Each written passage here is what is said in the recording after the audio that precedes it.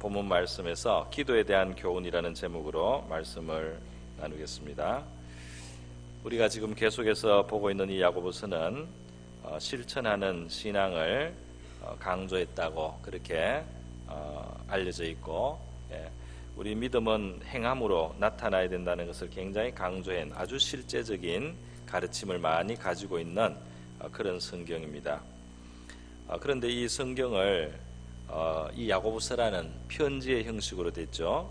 편지 형식으로 된 이 성경 야고보서를 가만히 보면 지금 우리가 기도에 대한 본문을 4장 1절에서 지금 3절로 보고 있는데요. 이 기도가 여러 번 언급됐다는 것을 알 수 있습니다. 야고보서 1장 시작하고 나서 얼마 안 돼가지고 5절에서 8절까지 벌써 기도에 대한 교훈이 먼저 나와 있습니다. 거기에 기도는 구체적으로 지혜를 구하라는 기도입니다. 지혜가 부족한 사람은 하나님께 지혜를 구하라. 그리고 믿음을 가지고 기도하라. 하나님은 후히 주시는 분이다. 너희가 지혜가 부족하면 하나님께 달라고 기도를 하라. 하나님은 지혜를 주신다. 하나님은 아끼지 않고 또 자꾸 달란다고 꾸짖지도 않고 얼마든지 주시는 분이니까 꾸짖지 않고 후히 주시는 하나님께 지혜를 달라고 하라. 그리고 구할 때는 꼭 주실 것을 믿고 그렇게 기도하라. 이렇게 기도에 대한 권면이 있습니다. 그런데 오늘 지금 두 번째로 4장 1절에서 3절 이제 살펴보겠는데, 그 말씀이 있고 뒤에 가면은 이 야고보서가 마치는 5장에서 13절로부터 18절에도 기도에 대한 내용이 있습니다. 그게 보면 너희 중에 고난당하는 자가 있느냐, 그는 기도할 것이요. 고난이 있을 때 기도하라. 그리고 또 14절에 보면은 병든 자가 있느냐, 그 병든 자가 있으면 장로들을 청해서 기도를 하라. 그리고 장로들은 기름을 발라주면서 기도하라. 그리고 믿음의 기도는 응답된다. 그런 말씀을 하고 있습니다. 우리 사람이 기도했을 때 하나님은 이 하늘의 문을 열기도 하고 닫기도 하고 비가 내리기도 하고 비가 안 오기도 하고 이렇게 역사하신 하나님이다. 과거에 기도에 놀라운 응답을 받았던 사람은 너희와 어떤 다른 종류의 사람이 아니고 어떤 특별한 사람이 아니고 너희가 똑 마찬가지, 너희와 마찬가지로 연약함이 있고 하나님 앞에 허물도 있고 또 때로는 낙심도 하고 상심도 하고 또 이 어려운 세상을 살아가면서 여러 가지로 갈등을 겪으면서 살았던 바로 그런 인물들도 하나님 앞에 이렇게 기도를 해서 응답을 많이 받았으니까 너희들도 기도하라는 말씀이 지금 이 야고보서 마치는 5장에 나와 있어요. 오늘 4장에, 그러니까 세 개 중에 중간에 있는 겁니다. 지금 본문을 봅니다. 이 신약 성경에 이 편지로 된 이 서신서들이 여러 개가 있는데 이 야고보서는 5장으로서 뭐 그렇게 길지도 않습니다. 그런데 이 짧은 성경 그 분량에 비해서 기도를 3번이나 기도를 주제로 해서 교훈을 주고 있다. 이 말씀은 바로 신자에게 있어서 굉장히 중요한 의미를 담고 있습니다. 특별히 참 행하는 신앙이 되기를 원한다. 나는 좀 실천하는 신앙이 되기를 원한다. 말로만 하는 신앙이 아니고 그리고 내 삶 전체에서 이 하나님을 경험하면서 하나님의 도움을 받으면서 하나님의 뜻을 이루어드리는 실천하는 믿음의 삶을 살기를 원하는 사람은 그 사람은 기도를 중요하게 여기고 자기의 삶의 중요한 부분으로 기도를 삼아서 반드시 기도해야 된다는 것을 가르쳐주는 것입니다. 우리 1979년에 노벨 평화상을 탔던 인도의 성녀, 20세기 성녀 마더 데레사가 있습니다. 이 사람은 임종자, 죽어가는 사람들, 인도에 뭐 그냥 치료도 못 받고 죽어가는 사람들이 길거리에 있고요.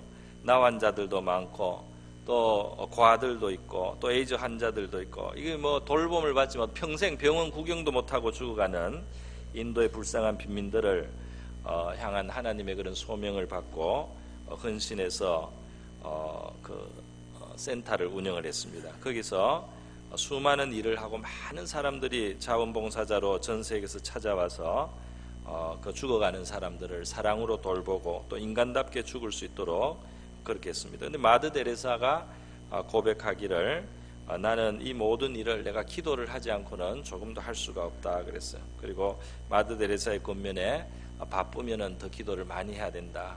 나는 아침에 새벽에 일어나서 하나님 앞에 기도하는 것으로 이 모든 큰 일을, 많은 일을 할 수 있는 힘을 얻는다는 말씀을 했습니다. 근데 아주 비슷한 말을 벌써 500년 전에 우리 종교개혁의 기수였던 루터도 그런 말을 했어요. 나는 바쁘면은 기도를 더 해야 된다. 여러분 어떻습니까? 저도 생활을 해보니까 바쁠 때 사실 기도를 해야 됩니다. 그러면 시간이 더 효율적으로 되는 것을 우리가 경험하게 됩니다. 할렐루야. 그 참 신기한 거죠. 하나님의 그 신기한 것을 우리가 경험하는 것 중에 그거부터 좀 경험을 해야 되겠어요. 기도를 하면 내가 이 하나님이 도와주시는 게 있어서 내가 바쁜데 일을 더 많이 할 수 있게 되는 거, 이 신기한 일을 우리가 좀 기적을 경험을 해야 되겠습니다. 여러분, 우리가 기도에 힘쓸 때 우리 삶의 열매가 많아질 줄로 믿습니다. 어떤 사람은 우리 그냥 믿음은 행하면 되는 것이지, 믿음은 행하면 되는 것이지 하고 기도하는 것을 소홀하게 여기는 사람이 있어요. 그리고 또 간혹 기도는 열심히 하는 것처럼 보이지만 별로 그 행함이 안 나타나는 사람이 어쩌다가 있는데, 그런 것은 아주 예외적인 경우입니다. 뭔가 기도에 잘못된 기도를 하고 있는 건데요. 그런 예외를 가지고 우리가 기도하지 않는 핑계를 삼아서는 안 됩니다. 기도를 해야지 우리의 삶이 믿음이 활동을 하고 믿음의 어떤 역사가 일어나고 하나님의 도움을 받아서 우리의 삶에 실제적인 열매가 맺어질 줄로 믿습니다. 오늘 저는 이 기도의 주제를 들어가면서 먼저 생각해 보기를 원하는 것이 있습니다. 그것은 뭐냐면 성도들이 기도를 너무 의무로 생각한다는 거예요. 의무로 생각하는 거, 물론 의무의 면이 없는 것은 아닙니다. 우리가 나라를 위해서도 또는 높은 자리에 있는 사람들을 위해서도 여러 사람들을 위해서 기도해 주라고 성경은 말씀하고 있으니까, 명령을 받으니까 의무라는 의미도 있지만, 기도는 의무이기 전에 먼저 우리는 특권이라는 것을 기억해야 되겠습니다. 할렐루야. 그 하나님 앞에 마음대로 갈 수 있다는 것 말이죠. 어떤 사람들은 조그만 어려운 일이 있으면은 힘 있는 사람 찾아가서, 또 어려운 일이 있으면은 좀 나를 도울 만한 사람 찾아가서 부탁하려고 하지 않습니까? 그죠? 그래서 진짜 기회만 있으면은 진짜 대통령 한번 만나서 호소해 보리라. 그렇죠? 청와대 한 번만 들어서 대통령 한번 10분만 만나면은 내 원통을 좀 털어놓고 말이지, 좀 해결을 받으려고 그렇게 생각을 하고 할 텐데, 하나님께서 보실 때 우리가 이 세상 어떤 권세자보다도 더 큰 권세를 가지신 하나님 앞에 나가서 호소하지 않는 것이 하나님 볼 때는 참 답답한 일이 될 것 같아요. 우리가 하나님을 답답하게 하지 말고 우리 문제를 가지고 하나님 앞에 나가시기를 축원드립니다. 여러분, 우리는 예수님이 요한복음 14장 14절에서 내 이름으로 무엇이든지 내게 구하면 내가 시행하겠다는 말씀하셔서 내 이름으로 나가라고 했어요. 다시 말해서 하나님 앞에 나갈 때 예수님을 의지하고 그 예수님의 의를 기초해서 예수님의 하신 일들, 우리를 하나님 앞으로 나갈 수 있게 해주시는 그 예수님의 의를, 그 예수님의 은혜와 능력을 우리가 의지해서 하나님 앞에 나갈 수 있다고 예수님은 말씀했습니다. 왜냐하면 바로 그의 피로 우리를 사셨기 때문입니다. 할렐루야. 예수님의 십자가 흘린 피로 사신 하나님의 백성이 되어서 우리가 하나님 앞에 나가는데 참 이 큰 특권을 얻었습니다. 물론 어떤 사람은 예수님의 피로 그 체험하기 전에도, 자기가 하나님 백성 때는 확신 갖기 전에도 하나님을 찾기 위해서 진지하게 기도하는 사람이 있어요. 전도를 받고 나서 처음에는 다 전도를 거절하고 이러다가 자기가 아주 심각한 상황이 되니까 마지막에 이제 정말 하나님이 계시면 내 인생에 있어서 내 인생의 정말 해결자가 되실 수 있겠는데 계신지 안 계신지는 잘 모르겠단 말이지. 그런 사람이 있었어요. 제가 간증을 들었는데 그 사람이 100일 작정을 했습니다. 그래서 100일간 매일 자정이 되면, 어디 다른 데서 빌던 습관인 것 같아요. 자정이 되면은 가서 10분이라도 하나님께 기도를 하는 거예요. 자기 지하실에 가가지고 정말 하나님 계십니까? 계시면은 나에게 좀 나타내 주시고 알려주시고 믿게 해주시고 그리고 내 인생을 좀 도와주십시오. 이렇게 100일간 작정 기도를 했다는 거예요. 여러분, 이렇게 작정하고 기도하는 거 우리 하나님께서 잘 들어주십니다. 예. 우리의 그 의지를 가지고 하나님 앞에 작정하고 나아가는 거 참 잘. 그 사람의 간증은 들으니까 한 98일 만에 응답됐다 그래요. 98일쯤 됐는데 하여튼 하나님께서 이 사람의 마음에 확신을 줬어요. 그리고 하나님을 체험적으로도 알게 하시고요. 그러면서 이 사람이 나중에 목사까지 되었어요. 목사님으로서 간증하는 걸 제가 들은 기억이 납니다. 여러분, 우리가 하나님 앞에 나갈 수 있다는 거 큰 특권입니다. 하나님을 미처 다 확신하지 못한 사람도 하나님을 찾을 때 하나님은 그 기도를 듣고 계신 줄로 믿습니다. 하물며 예수를 마음에 모시고 믿는 하나님의 자녀가 하나님 앞에 나갈 때 하나님께서 그 귀를 기울여 주시지 않겠느냐는 거예요. 여러분, 어떤 사람은 이렇습니다. 어떤 사람은 내가 하나님 앞에 나가 기도할 자격이 있는가 이렇게 자책하는 분들도 있어요. 내가 무슨 하나님 앞에 나갈 만한 이만한 믿음도 뭐 제대로 없고 이제까지 살아온 걸 보니까 내가 이제까지 살아온 걸 생각할 때 하나님 앞에 내가 뭐 나가서 구하고 이럴 자격이 있는가 이렇게 자조하고 자기 마음이 참 뭐라고 할까 너무 낮아져 있는 거예요. 이 낮아진 마음은 좀 돋우어줘야 됩니다. 우리 하나님이 얼마든지 나오라고 부르신 그 부르심이 얼마든지 큰 그 너그러운 관대한 초대를 하고 계시다는 것을 우리가 기억을 해야 되는 거예요. 민수기 20장 21장에 보면 이스라엘 백성들이 한번 어려운 일을 당했습니다. 광야에서 어려운 일을 당하는데요. 그게 다 불평하고 죄성을 가지고 살다가 이 어려움을 당하는 거예요. 좀 어려우니까 막 원망하고 막 이렇게 하나님이 좋은 땅으로 인도하기 위해서 데려가고 계시고 필요한 거 다 그래도 채워주시고 좀 어렵지만은 그래도 하나님이 이렇게 저렇게 다 살아갈 수 있게 해주시는데 원망과 불평을 막 하는 거예요. 그들이 바로 밑에 있을 때는 노예살이하다가 망할 수밖에 없는 백성인데 하나님은 자유자가 되게 하시고 좋은 땅으로 인도해 주시는 그런 과정에 있는데도 불구하고 그들이 원망 불평이 막 나왔어요. 이럴 때 불뱀, 독이 불같이 뜨거운 아마 그런 뜻에서 그 불뱀이라고 하는 것 같습니다. 이 불뱀이 나와서 백성들을 너무 많이 물어서 백성들이 많이 죽어가게 되었다는 것입니다. 그래 백성들이 죽어가니까 모세가 하나님 앞에 기도하게 되고 하나님께서 그 백성을 죽지 않고 살게 하는 길을 주신 그 방법이 있었어요. 그것은 뭐냐면 구리로 뱀의 형상을 만들어서 장대에 달아라. 그리고 그 장대를 백성들 가운데 두고 백성들이 그걸 보게 하라는 겁니다. 아마 이 장대를 들고 좀 다녔을 것 같아요. 그 백성들이 그 장대를 볼 때 그 장대에 매달린 구리뱀, 놋뱀을 이제 보는 겁니다. 굉장히 그 간단하고 단순한 거예요. 장대에 달았다는 것은 하나님이 심판하고 저주했다는 그런 뜻이 있습니다. 장대에 달아요. 아주 흉악범들도 사형을 하면은 장대에 달아서 그렇게 처형을 합니다. 그러니까 장대에 달린다는 것은 저주를 받는다는 것인데 이 놋뱀이 이 불뱀을 상징하는 그 놋뱀이 이 하나님의 이제 심판을 받는다 그런 뜻을 나타내는 장대예요. 그거를 백성들이 보면 바라보는데 그걸 보기만 하면은 신기하게 그 독이 해독이 되는 거예요. 그래서 백성들이 살았다는 겁니다. 놋뱀을 바라보는 자마다 살았어요. 안 쳐다보면 그대로 죽어요. 보면은 사는 것입니다. 이 사건을 가지고 예수님께서 요한복음 3장에서 말씀하신 것이 있어요. 뭐냐면 모세가 광야에서 뱀을 든 것 같이 인자도 나 예수도 들려야 하리라. 장대에 달려야 하리라. 나무에 달려야 하리라. 이는 저를 믿는 자마다 영생을 얻게 하려 하심이라. 영생을 얻기 위해서 너희를 영생 얻게 하려고 내가 달려야 된다. 놋뱀처럼 장대 나무에 달려야 된다. 그리고 믿는 자 장대 그 달린 놋뱀을 바라보지 않았습니까? 그 바라보는 것과 이 믿는 것을 예수님이 지금 같은 뜻으로 말씀을 해요. 그 놋뱀을 바라보는 자가 살아났던 것처럼 나를 이 십자가에 달린 나를 바라보고 그 바라보고 믿는 자는 영생을 얻는다. 멸망하지 않는다. 산다. 하나님의 생명을 얻는다. 이렇게 예수님이 말씀을 해주신 것입니다.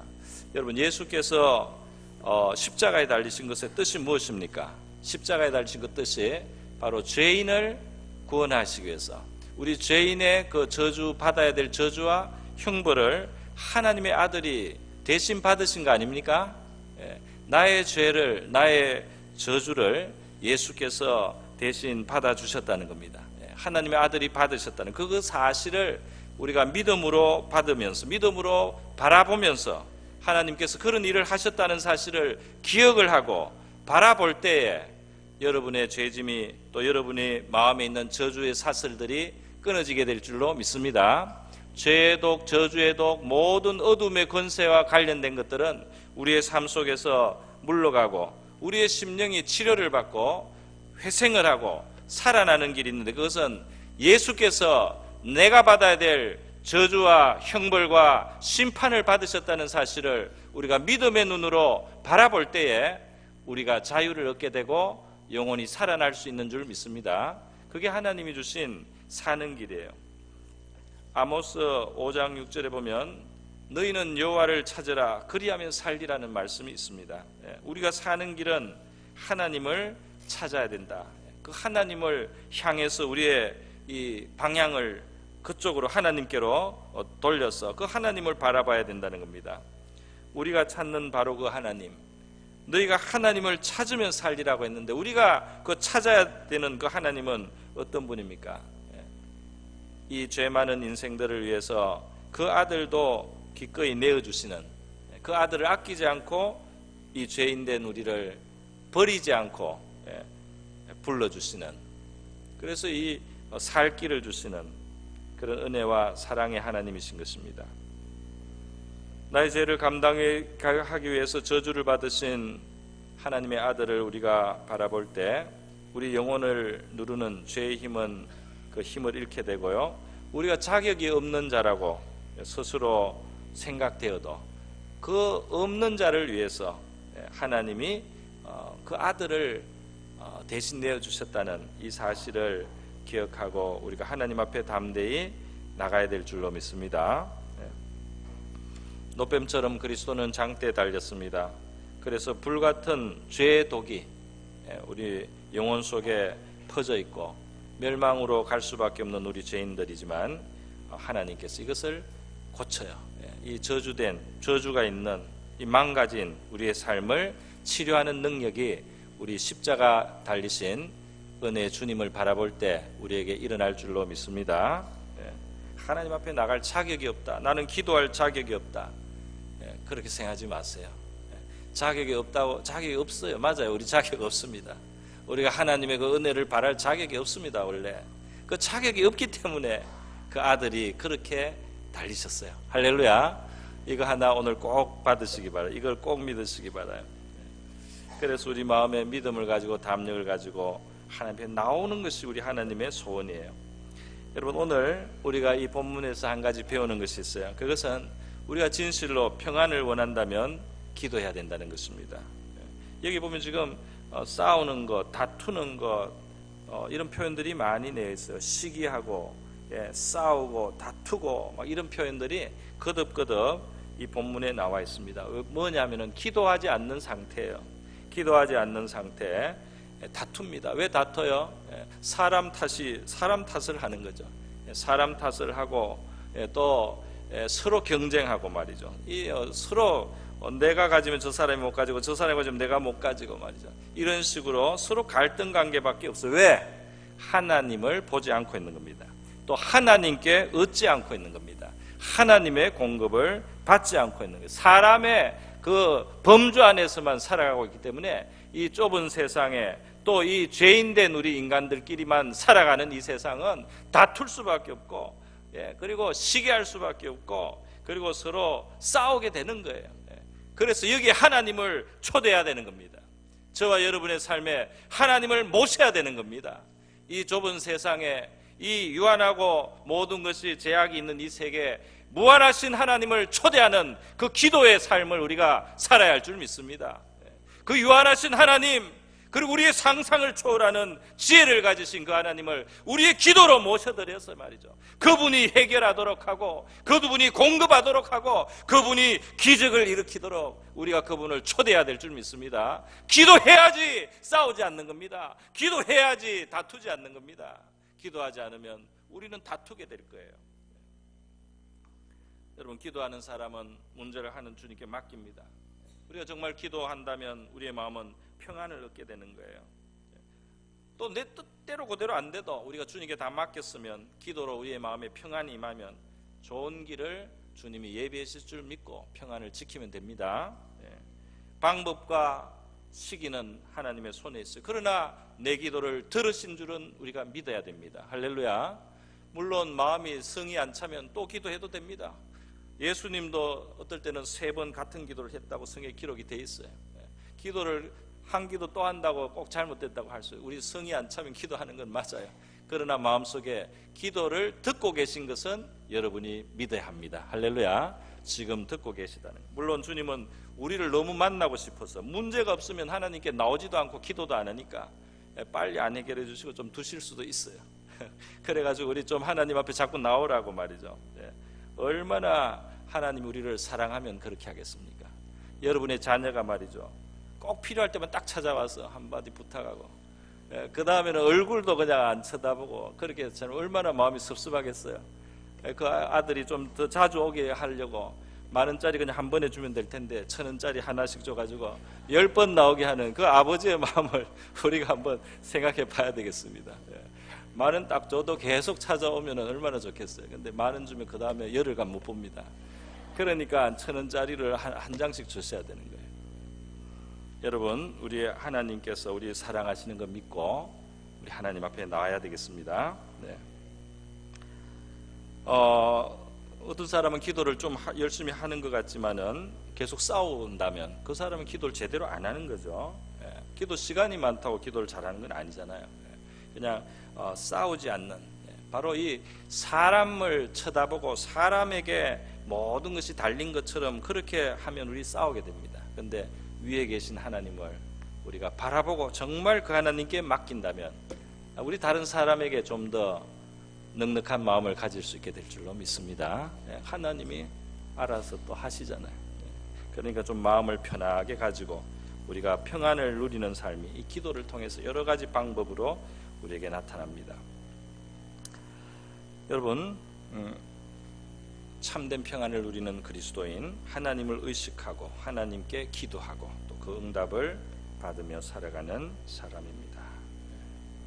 기도를 안 하면 하나님의 그 관념이 우리 의식 속에서 자꾸 사라지는 거예요. 신자로서 살 수가 없어요.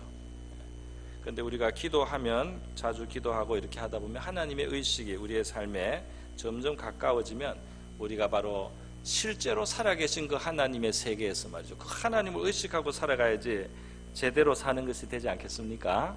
제대로 사는 것이 되는 거예요. 오늘 이 본문 말씀에 교훈을 마지막으로 하나 더 보겠습니다. 그것은 뭐냐면 3절에 보니까 구하여도 받지 못하는 것은 정욕으로 쓰려고 잘못 구한다 그랬어요. 그래서 못 받는다. 이 말은 부정적인 말이죠.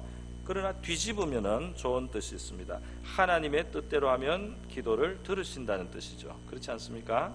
요한일서 2장 14절에 보면 그를 향하여 우리의 가진 바 담대한 것은 이것이니 그의 뜻대로 무엇을 구하면 들으심이라는 말씀이 있습니다. 우리 하나님을 향해서 우리가 담대하게 생각할 수 있는 것이 있는데 이게 뭐냐 하면은 하나님의 뜻에 맞게 우리가 기도하면 그 기도는 들어주신다는 겁니다. 그러니까 담대한 마음을 가지고 하나님 앞에 기도를 하라는 거죠.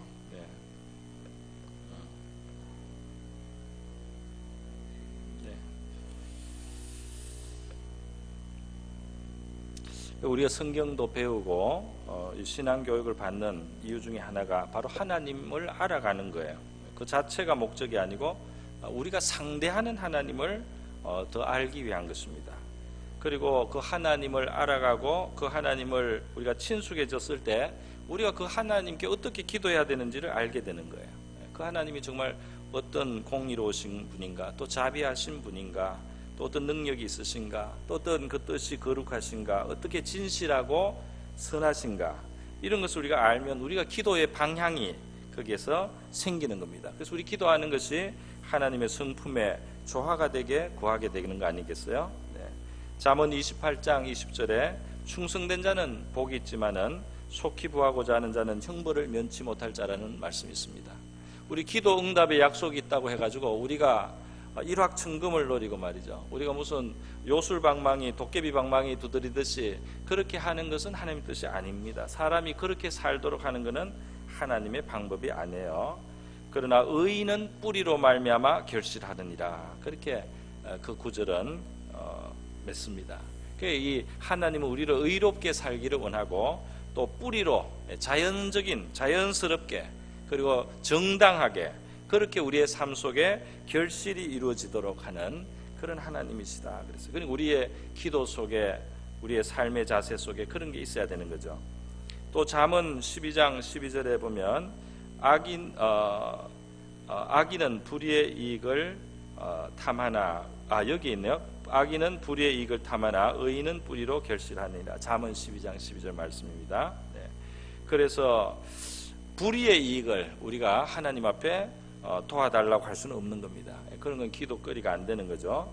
그러나 우리가 자연적인 방법으로, 그리고 타당하고 합당하게 하나님 앞에 우리의 삶에 결실이 있게 해달라고 그렇게 기도한다면 하나님께서 들어주실 줄로 믿습니다. 네.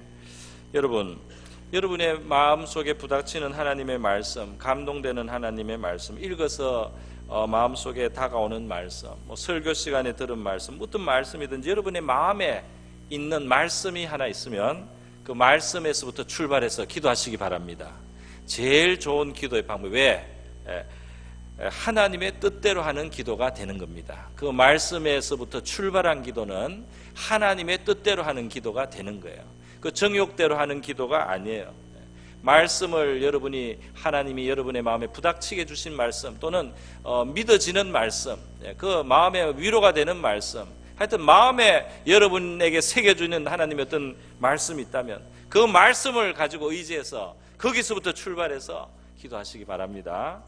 거기에서부터 여러분의 삶의 변화가 일어날 수 있어요. 거기에서부터 여러분이 문제 해결이 될 수 있습니다. 우리 기도하면서 우리는 하나님을 인정하는 겁니다. 대면하는 겁니다. 성령의 감화가 조금씩 들어와요. 해바라기가 해를 바라보고 있으면 자꾸 그 해에서 오는 에너지가 들어오듯이 말이죠. 식물들이 햇볕을 향해서 잎사귀를 펴면서 말이죠. 거기서 아무 일이 없는 것 같아도 그 대하고 있는 동안에 이 식물은 힘을 얻고 있습니다.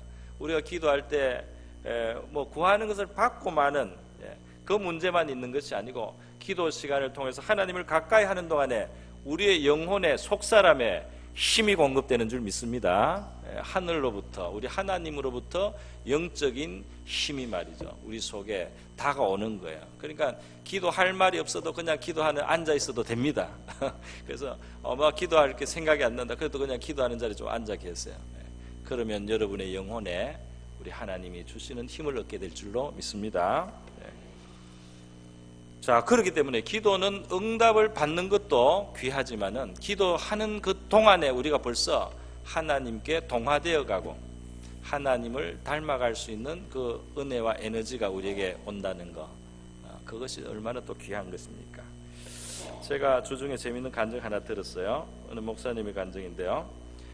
이분이 어릴 때 초등학교 때 은혜를 받았어요. 그래서 집이 너무 가난했는데 이 은혜를 받고 나니까 이제 가난한 집에서 고생하면서 일하게 하면서 이렇게 이제 학교를 다녔는데, 나중에 대학 갈 때쯤 되니까 이런 기도를 했다는 겁니다. 이 소년이 무슨 기도를 했느냐면, 청소년이죠. 하나님, 제가 대학에 가서 타락할까 봐 겁이 납니다. 대학에 가서 하나님하고 멀어질까 봐 겁이 납니다. 그래서 말이죠, 내가 대학을 가도 하나님 뜻대로 살아갈 수 있다면, 내가 하나님 대학을 가도 하나님 잘 믿고 이렇게 세상에 타락에 따라가지 않고 그렇게 내가 살 수 있다면 저를 대학 가게 해주세요. 대학을 붙여주세요. 내가 만약에 대학을 가서 타락하고 하나님과 멀어질 것 같으면 합격시켜주지 말아주세요. 이렇게 기도를 했대요. 그러니까 그 하나님의 마음에 말이죠. 예, 하나님의 마음하고 참 그 통하는, 예, 하나님이 아마 그 마음을 들으셨을 때 정말 네 기도가 어떻게 그런 기도를 하냐.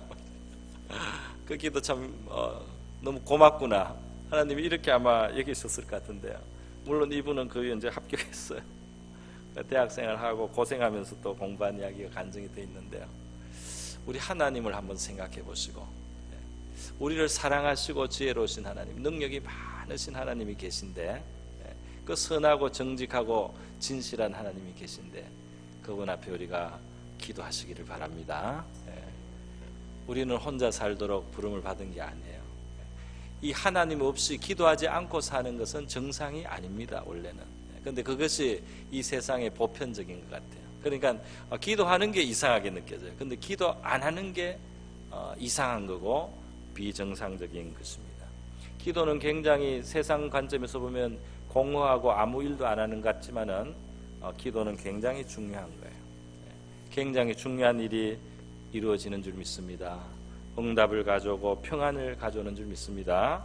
우리 이 시간 다 같이 한번 기도하겠습니다. 하나님, 우리 기도의 자리로 인도해 주시고 내 모습 바라보고 주저하는 거 버리게 해 주십시오. 그리고 여러분, 오늘 이제 한 해가 한 달여 남았는데요, 올 한 해 잘 마무리하게 해주시고 저에게 발전 있게 해주시고 내년을 소망 중에 맞이할 수 있게 해주세요. 이런 기도도 우리 같이 하겠습니다. 우리 다 같이 한번 기도하겠습니다.